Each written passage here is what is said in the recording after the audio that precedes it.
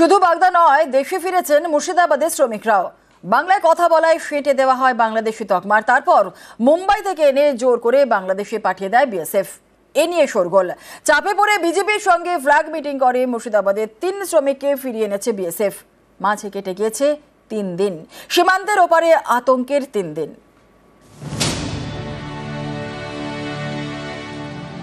আপনার বাড়ি কোথায়?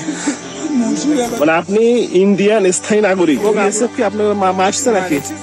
আমি প্রুফ দিয়েছি, বুঝে তোর সব প্রুফ ডুপ্লিকেট, জোর করে আমার ভেস ফ্যাক্টরি মেরি বাংলাদেশ পাঠিয়ে দিচ্ছে। এতদিন যেটা ছিল দেশ, হঠাৎ করে সেই দেশ থেকে বের করে দেওয়া হলো। আচমকা দেশ ছাড়া, বিদেশের সীমান্তে দিশাহারা। কান্নাকাটি করেন না, দাঁড়ান কান্নাকাটি করেন না, একটু কথা বলি। পশ্চিমবঙ্গের বাসিন্দা গ্রেপ্তার করে মুম্বাই পুলিশ। সেখান থেকে কোচবিহারে এনে তাদের জোর করে বাংলাদেশে পাঠিয়ে দেয় বিএসএফ। অপরাধ একটাই, বাংলায় কথা বলেন, তাই নাকি বাংলাদেশি। গত শুক্রবার ভোরে পশ্চিমবঙ্গের 3 শ্রমিককে জোর করে বাংলাদেশে পাঠিয়ে দেয় বিএসএফ।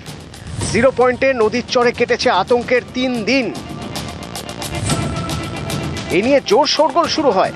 চাপে পড়ে বিজেপির সঙ্গে ফ্ল্যাগ মিটিং করে বিএসএফ। রবিবার 3 পরিযায়ী শ্রমিককে ফিরিয়ে আনে এপার বাংলায়। মুর্শিদাবাদের হরিহরপাড়ার বাসিন্দা নাজিমউদ্দিন মণ্ডল, বেলডাঙ্গার বাসিন্দা মিনারুল শেখ এবং পূর্ব বর্ধমানের মন্তেশ্বরের বাসিন্দা মোস্তাফা কামাল। 3 জনেই রাজমিস্ত্রির কাজ করতে গিয়েছিলেন মুম্বাইয়ে। অভিযোগ, বাংলায় কথা বলায় তাদের বাংলাদেশি বলে দাগিয়ে দেওয়া হয়। তাদের গ্রেপ্তার করে মুম্বাই পুলিশ। সেখান থেকে আনা হয় কোচবিহার। বিএসএফ জোর করে পাঠিয়ে দেয় বাংলাদেশে। শেষমেশ রবিবার দেশে ফেরা। মাঝে কেটে গিয়েছে 3 দিন, আতঙ্কের 3 দিন। আমাদের খুব ভালো লাগছে আপনাদের এই সহযোগিতার জন্য। আমরা দেশের বাড়িতে ফিরতে পারছি, এর জন্য আমরা খুবই আবারই আপনাদের কাছে। শুক্র থেকে রবি 3 দিন কেটেছে চরম উৎকণ্ঠায়। বাংলাদেশ থেকেই বাড়িতে ফোন করেন মুর্শিদাবাদের নাজিমউদ্দিন মণ্ডল। পরিজনরা প্রশাসনের সঙ্গে যোগাযোগ করেন। চাপে পড়ে বাংলাদেশে পাঠানো শ্রমিকদের ফিরিয়ে এনেছে বিএসএফ। আমরা বোম্বে কাজ করতে গেছিলাম, আমাদেরকে পুলিশ ধরেছিল। ওখানে পুলিশ ধরে সিধা আমাদের যেটা ডকুমেন্টস দেখাচ্ছি, ডকুমেন্টস তুমি ভ্যালু করে নি, মারধর করেছিল আমাদেরকে এখানকার বিএসএফ। মেরি ভেরি বিলিভ হয়ে বাংলাদেশে নাগরিক বলিয়ে নিচ্ছে। তার কাটার ভিতর দিয়ে বাংলাদেশে আমার পাঠিয়ে দেয়। কারা? বিএসএফ। বিএসএফ যদি ঘুরি যদি তাকাস সালা গুলি মারবো, বুঝে আসবে তা দেখতে দেখতে মারতে মারতে নিয়ে যাচ্ছে। বুঝে আর বলবি ইন্ডিয়ান নাগরিক, আমরা বলছি ইন্ডিয়ান নাগরিক, আরও মারে। মেটলিগঞ্জ থানার পুলিশ, থানার লোক আমাকে বহুত হেল্প করেছে।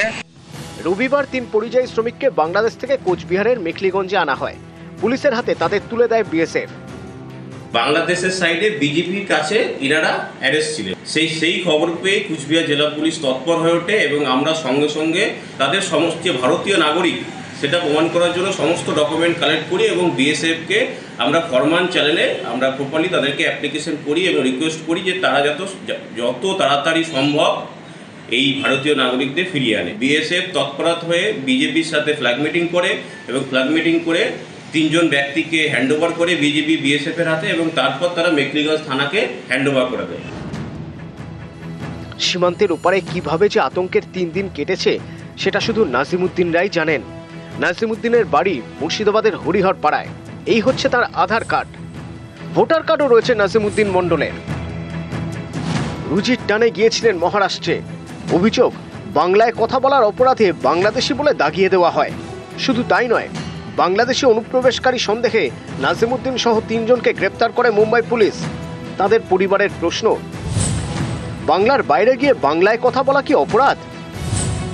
বাংলায় কেউ কথা বললেই কি তিনি বাংলাদেশি হয়ে যান? বাংলাদেশি হিসেবে দাগিয়ে দেওয়ার আগে মুম্বাই পুলিশ কি পরিযায়ী শ্রমিকদের পরিচয়পত্র খতিয়ে দেখেছিল? বিএসএফ কি তদন্ত করে দেখেছিল? কেন তারা বাংলা শ্রমিকদের বাংলাদেশি তকমা দিয়ে জোর করে বাংলাদেশে পাঠিয়ে দিল? কোচবিহার থেকে শুভঙ্কর সাহা, নিউজ 18 বাংলা। জোর করে সীমান্ত পারে ক্ষুব্ধ মুখ্যমন্ত্রী। বাংলা ভাষায় কথা বললে পুশব্যাক, আধার প্যান থাকলেও পুশব্যাক। বাংলাদেশি বলে দাগিয়ে দেওয়া হচ্ছে কেন? পুশব্যাকে ধিক্কার জানালেন মুখ্যমন্ত্রী। বিধানসভায় বিজেপিকে তোপ মুখ্যমন্ত্রীর। স্বাধীনতার পর থেকে 1947 সালের পর থেকে, বিশেষ করে 1971 সালে বাংলাদেশ তৈরি হওয়ার পর থেকে বিভিন্ন সীমানা দিয়ে আমাদের রাজ্যে ঢোকে। 2014 সাল পর্যন্ত যারা এসেছেন তাদের জন্য আমাদের সরকার সিএ এনেছিল। মমতা বন্দ্যোপাধ্যায় ভোট ব্যাংকের জন্য দেশের ক্ষতি করলেন, সিএ এর সাথে এনআরসি যুক্ত করলেন, প্রচুর মানুষকে ভয় দেখালেন সিএতে কেউ অ্যাপ্লাই করবেন না, তার ফলে এখন এই সমস্ত সমস্যা হচ্ছে। আপনাকে তো প্রমাণ দেখাতে হবে যে আপনি ভারতের নাগরিক অথবা আপনি সিএতে অ্যাপ্লাই করেছেন। আপনারা সিএতে অ্যাপ্লাই করে রাখুন, আর তার যে অ্যাকনলেজমেন্টটা বেরোবে সেটাকে প্রিন্ট করে নিজের পকেটে রাখুন, নিজের পার্সে রাখুন, নিজের ব্যাগে রাখুন। যে কোনো স্টেটে বিপদের সামনে পড়বেন, সিএ এর অ্যাপ্লিকেশনটা দেখাবেন, তাহলে পরে আপনাকে কেউ ডিপোর্ট করতে পারবে না। ভারতবর্ষের মধ্যে কোথাও বাংলা ভাষায় কথা বললেই বলে দেওয়া হচ্ছে বাংলাদেশি। বাংলা ভাষায় তো বাঙালি কথা বলবেই, তো তারা তো ভারতীয় তথ্য প্রমাণ নথি সব রয়েছে, অনুপ্রবেশকারী হয়, তো তার বিরুদ্ধে ব্যবস্থা হোক। বিএসএফ কেন আটকাতে পারেনি অমিত শাহ জবাব দেবে। কিন্তু যারা বাংলায় কথা বলেন এবং ভারতীয় তাদেরকে ধরে বাংলাদেশে পাঠিয়ে দেওয়া হচ্ছে, বিএসএফ এর হাতে তুলে দেওয়া হচ্ছে, এগুলো আমরা তীব্র বিরোধিতা করছি। মুম্বাইয়ে নিখোঁজ মুর্শিদাবাদের আর এক শ্রমিক বাংলাদেশি সন্দেহে আটক করে মুম্বাই পুলিশ। 9 জুন বাজারে চা খাওয়ার সময় হয় আটক এবং তারপর থেকে 8 দিন খোঁজ নেই শামীমের। 2 মাস আগে মুম্বাইয়ে কাজে যান শামীম। হরিহরপাড়ার দৌলতপুর গ্রামের বাসিন্দা শামীম। যোগাযোগ করতে পারছে না তার পরিবার। শামীমকে ফেরাতে প্রশাসনিক তৎপরতা। সোশ্যাল মিডিয়া মারফত একটা ছবি আমরা পাই, মানে বিধায়ক সাহেবকে সঙ্গে সঙ্গে জানানো হয় এবং তাদের যতগুলো লিগেল ডকুমেন্টস ছিল বৈধ সেগুলো আমরা পাঠাই। আমাদেরকে সমীরুল ইসলাম আশ্বস্ত করেন যে ওনাদেরকে পাওয়া গেছে, ওরা রায়গঞ্জে আছেন। আমরা যতদূর দেখতে পাচ্ছি বাংলা ভাষা বলাই পশ্চিমবঙ্গ মানুষের কাল হয়ে দাঁড়িয়েছে। বাংলা ভাষা বলা মানেই বাংলাদেশি ভেবে নিচ্ছে মুম্বাই পুলিশ।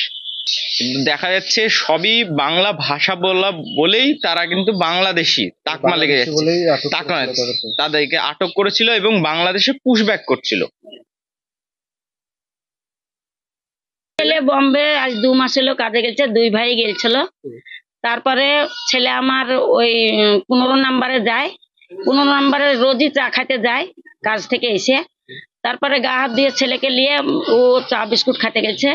তারপরে ওখান থেকে পুলিশে তুলে নিয়ে যায় বম্বের, নিয়ে যে ওদের থানায় রাখে, সে পুলিশ চকিতে রেখে সেই পুলিশ চকিতে আমার ভাবিরাও যায়, সবাই যায় দেখতে। তারপরে 4 দিনকার দিন ছেলে নিখোঁজ, ফোনে যোগাযোগ হয়নি। এমএলএ বললো যে ছেলে পাওয়া যাবে, ঠিক আমরা ঠিক যোগাযোগ করছি। আমাদের শামীম খান যে ছেলেটা বোম্বাই থেকে তাকে বিএসএফ ধরে নিয়ে গিয়ে একটা বাংলাদেশের একটা জোনে রেখে দিয়েছিল। তবে এরকমভাবে বাংলাদেশিগুলো যেভাবে অন্যায় অত্যাচার হচ্ছে, এই যে যারা করছে তারা কিন্তু ভীষণভাবে অন্যায় করছে, এটা ঠিক করছে না। এটা আমরা কোনোভাবে লাইক করতে পারি না, এটা থেকে বিরত থাকা উচিত।